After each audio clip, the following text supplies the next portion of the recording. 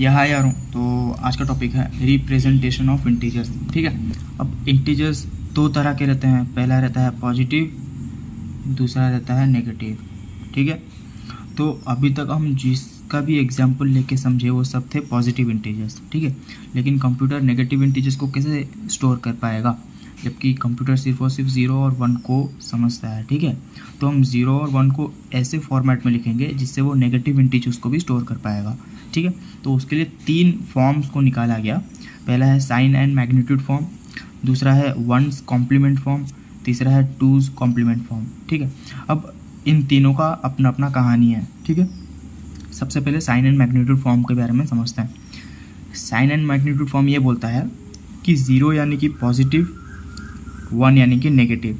इसका मतलब क्या हुआ मैं आपको थोड़ी देर बाद बताने वाला हूँ। ठीक है, वंस कॉम्प्लीमेंट फॉर्म क्या बताता है कि रिवर्स ईच बिट। ठीक है, और टूज कॉम्प्लीमेंट क्या बताता है कि रिवर्स ईच बिट +1। अब इसका क्या मतलब है हम एक एक करके समझते हैं। ठीक है, तो सबसे पहले साइन एंड मैग्नीट्यूड फॉर्म। ठीक है, तो यहाँ पे मैंने कुछ पॉइंट्स लिखे हैं। ठीक है, कंप्यूटर जब भी इंटीजर्स को स्टोर करता है तो वो कुछ बिट्स को यूज़ करके स्टोर करता है। ठीक है, सपोज एक कंप्यूटर है जो सिर्फ 2 बिट्स ही यूज़ कर पाएगा, तो वो कितना इंटीजर स्टोर कर पाएगा, 2 यानी कि क्या 4 इंटीजर्स ही। ठीक है, वैसे 3 बिट्स अगर कोई कंप्यूटर यूज़ करता है तो इसका मतलब क्या हुआ कि 2 यानी कि सिर्फ 8 इंटीजर ही स्टोर कर पाएगा वो कंप्यूटर। ठीक है, सपोज अगर कोई कंप्यूटर 8 बिट्स स्टोर कर पाता है, इसका क्या मतलब हुआ कि 2 यानी कि क्या 256 इंटीजर्स को वो स्टोर कर पाएगा। ठीक है, अब सपोज एक कंप्यूटर है, ठीक है, जो सिर्फ 4 बिट्स को यूज़ करता है। Computer uses 4 bits. ठीक है, तो इसका मतलब क्या हुआ, इसका मतलब हुआ कि वो 16 इंटीजर्स को ही यूज़ कर पाएगा, मतलब स्टोर कर पाएगा। बराबर, अब जब 16 इंटीजर्स को स्टोर करता है इसका मतलब क्या हुआ, 4 बिट्स यानी कि क्या 4 बॉक्सेस। ठीक है, अब साइन एंड मैग्नीट्यूड फॉर्म ये बोलता है कि 0 यानी कि क्या पॉजिटिव, 1 यानी कि क्या नेगेटिव। ठीक है, और हमारा ये जो पहला बॉक्स है ये कौन सा बिट है, 4 बिट। बराबर ना, ध्यान से समझना। तो ये जो पहला बिट है, मतलब पहला बॉक्स जो है, इसको बोलते हैं साइन बिट। ठीक है, अब ये साइन बिट हो गया। इस बॉक्स को छोड़ के बाकी जितने बॉक्सेस बचे, ठीक है, ये जितने भी बॉक्सेस बचे, ये 3 के 3 बॉक्सेस, इनको क्या बोलते हैं, इनको बोलते हैं वैल्यू बिट्स। समझ में आया, मतलब ये 3 बॉक्सेस हमारा क्या करेंगे, वैल्यू को डिसाइड करेंगे, और ये पहला बॉक्स क्या करेगा, साइन को डिसाइड करेगा। ठीक है, तो सपोज यहाँ पे मैंने 4 बिट्स यूज़ करके एक वैल्यू लिखा। ठीक है, डेसिमल में 2 का वैल्यू क्या होता है, मतलब बाइनरी में 2 का वैल्यू क्या रहता है, 1 0। 2 बिट्स को हम यूज़ करेंगे, मतलब क्या हुआ, अगर सपोज मैं यहाँ पे 0 लिखा और यहाँ पे 0 लिखा, इसका मतलब क्या हुआ, पहला बिट हमारा क्या डिसाइड करेगा, साइन को डिसाइड करेगा। ठीक है, और बाकी के 3 बिट्स हमारा क्या डिसाइड करेंगे, वैल्यू को डिसाइड करेंगे। तो बाकी के जो 3 बिट्स हैं वो हमारे क्या डिसाइड कर रहे हैं, वैल्यू को। तो 0 1 0 का वैल्यू क्या है, 2 है। ठीक है, और 0 का पहले बिट में जो 0 है उसका वैल्यू क्या हुआ, पॉजिटिव हुआ। बराबर, तो ये हो गया हमारा +2। ठीक है, इसी तरह से अगर हमारा सामने में 1 रहा, ठीक है, और बाकी के 3 बिट अगर हमारा एज इट इज़ रहा, तो इसको हम क्या बोलेंगे, -2। समझ में आया, क्योंकि 1 नेगेटिव को दर्शाता है और 0 पॉजिटिव को दर्शाता है। ठीक है, लेकिन इस फॉर्म को हम यूज़ नहीं करते क्योंकि इसमें बहुत सारे ड्रॉबैक्स हैं। ठीक है, इसलिए हम इस फॉर्म को यूज़ नहीं करते, इसलिए दूसरा फॉर्म इंट्रोड्यूस कराया गया जिसको बोलते हैं वंस कॉम्प्लीमेंट। तो हम अभी उसे समझते हैं। तो यारों, ये हमारा टॉपिक है वंस कॉम्प्लीमेंट। ठीक है, अब वंस कॉम्प्लीमेंट कहता क्या है उसको समझने के लिए मैंने यहाँ पे 2 एग्जाम्पल लिया है।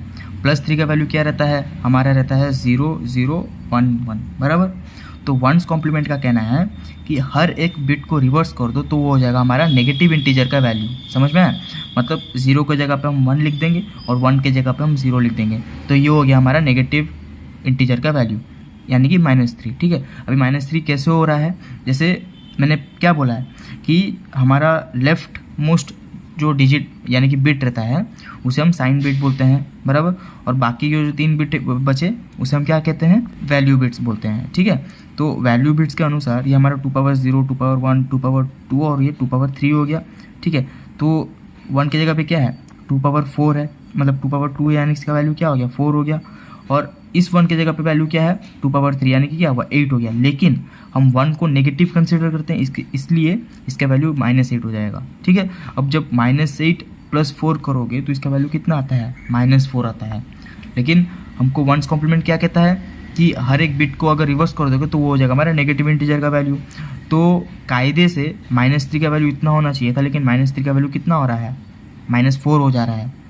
ठीक है, तो इसलिए हम 1's कॉम्प्लीमेंट को यूज़ नहीं करते, ये एरर शो किया बराबर। इसमें एक और एरर ये आया कि इसमें 2 वर्जन्स ऑफ 0 निकले। ठीक है, मतलब एक पॉजिटिव 0 निकला, दूसरा नेगेटिव 0 निकला, जिसकी वजह से हम 1's कॉम्प्लीमेंट को यूज़ नहीं करते। ठीक है, हम नेगेटिव इंटीजर्स को स्टोर करने के लिए 2's कॉम्प्लीमेंट का सहारा लेते हैं। अब 2's कॉम्प्लीमेंट क्या है ये चलिए सीखते हैं। तो यारों ये है हमारा 2's कॉम्प्लीमेंट। 2's कॉम्प्लीमेंट का मतलब ये है कि 1's कॉम्प्लीमेंट +1। ठीक है, अब इसका एक ईजी मेथड है याद रखने को, लेकिन मैं पहले ये वाला फॉर्म बता के समझाता हूँ। ठीक है, तो यारों 2's कॉम्प्लीमेंट समझने के लिए मैंने यहाँ पे एक एग्जांपल लिया है। ठीक है, suppose a computer uses 8 bits of integers. ठीक है, इसका क्या मतलब हुआ 8 बिट्स यानी कि क्या हम 8 बिट्स का बाइनरी नंबर लिए तो +16 का वैल्यू इतना रहता है। कैसे 2^0 2^1 2^2 2^3 और 2^4 2^4 का वैल्यू क्या रहता है 16। ठीक है, अब -16 का वैल्यू क्या होगा, तो जैसे कि मैंने बोला 2's कॉम्प्लीमेंट का मतलब क्या है 1's कॉम्प्लीमेंट +1। ठीक है, तो हमने पहले +16 का जो भी बाइनरी नंबर है उसको हमने 1's कॉम्प्लीमेंट किया, मतलब क्या सारे डिजिट्स को हमने रिवर्स कर दिया, 0 की जगह पे 1, 1 की जगह पे 0।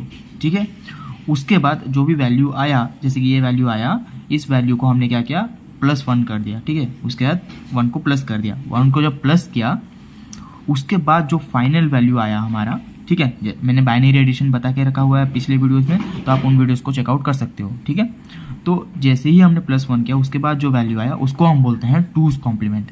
समझ में आया? अब देखो इसका वैल्यू हम काउंट करेंगे। जैसे कि मैंने बोला हमारा पहला बिट क्या रहता है साइन बिट। ठीक है, तो साइन बिट रहता है हमारा, तो इसका वैल्यू किस में रहेगा नेगेटिव में रहेगा। समझ में आया? और बाकी के बिट्स को हम क्या बोलते हैं वैल्यू बिट्स बोलते हैं। ठीक है, इनको हम क्या बोलते हैं वैल्यू बिट्स बोलते हैं।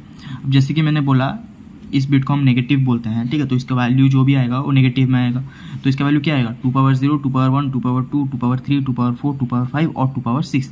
2^6 का वैल्यू क्या रहता है 64। अब जैसे कि साइन बिट है और 1 का वैल्यू क्या रहता है नेगेटिव रहता है, तो यहाँ पे क्या आएगा -64। ठीक है, प्लस करेंगे हम, इसका वैल्यू कितना आएगा 32 बराबर, और यहाँ पे 2^4 है बराबर, तो 2^4 का वैल्यू कितना आएगा 16। अब जब हम इसको सॉल्व करेंगे तो इसका वैल्यू क्या आ रहा है -64 + 32 + 16 को जब हम सॉल्व करेंगे तो इसका वैल्यू आ रहा है हमारा -16।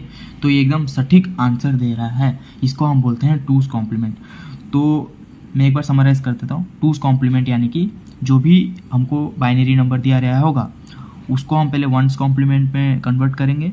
ठीक है, 1's कॉम्प्लीमेंट में कन्वर्ट करने के बाद फिर +1 करेंगे, उसके बाद जो वैल्यू आएगा वो हमारा हो जाएगा 2's कॉम्प्लीमेंट यानी कि उस पर्टिकुलर पॉजिटिव इंटीजर का नेगेटिव इंटीजर। ठीक है, अब 2's कॉम्प्लीमेंट को निकालने का एक मेथड तो मैंने बोल दिया, क्या मेथड 1 तो मैंने बोल दिया कि जो भी नंबर दिया रहेगा उसका 1's कॉम्प्लीमेंट निकालना है, फिर उसको +1 करना है बराबर। इसका एक ईजी मेथड भी है।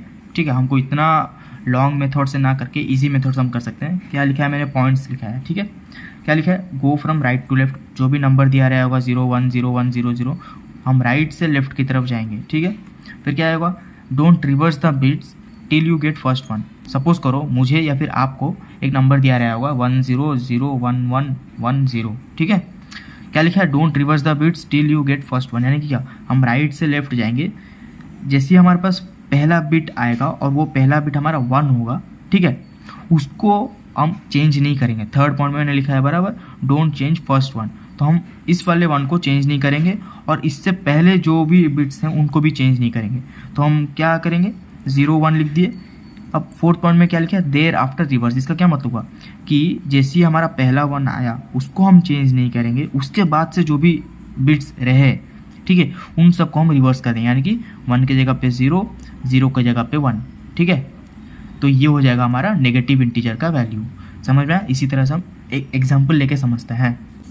तो यारों हम एक इजी मेथड का भी एक एग्जांपल लेके समझ लेते हैं। ठीक है, तो मैंने यहाँ पे क्या लिखा कंप्यूटर यूजेस 4 बिट्स, यानी कि क्या सिर्फ 4 बिट्स को ही मैं ले सकता हूँ। तो +4 का वैल्यू 4 बिट्स के अंदर हमको लेना पड़ेगा, तो इसका वैल्यू क्या हो जाएगा 0 1 0 0। ठीक है, तो हम 2's कॉम्प्लीमेंट करने के लिए हम क्या करेंगे ये जो वैल्यू है हमारा, हम राइट से लेफ्ट की तरफ जाएंगे, बराबर। और जब तक पहला 1 नहीं आता तब तक हम किसी भी बिट को चेंज नहीं करेंगे, ठीक है। तो हम 0 का एज इट इज़ लिख दिए, पहला 0 को, दूसरा 0 का एज इट इज़ लिख दिए, और पहला 1 को हम एज इट इज़ लिख दिए, ठीक है, क्योंकि हम पहला 1 को भी चेंज नहीं करेंगे। उसके बाद से जो बिट्स है उनको हम चेंज कर देंगे, यानी कि 0 की जगह पे हम 1 लिख देंगे, बराबर। तो अब इसका वैल्यू हमारा -4 होगा। कैसे होगा वो भी हम वेरीफाई कर देते हैं। तो इसका वैल्यू क्या है, 2 पावर 0, इसका वैल्यू 2 पावर 1, इसका वैल्यू 2 पावर 2 और इसका वैल्यू 2 पावर 3, बराबर।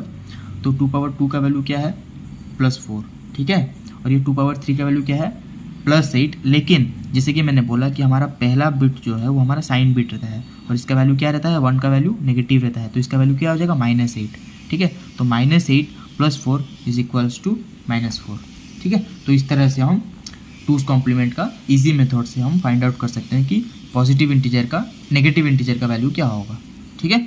आज के वीडियो के लिए बस इतना ही। Thank you very much. Next video में मिलते हैं।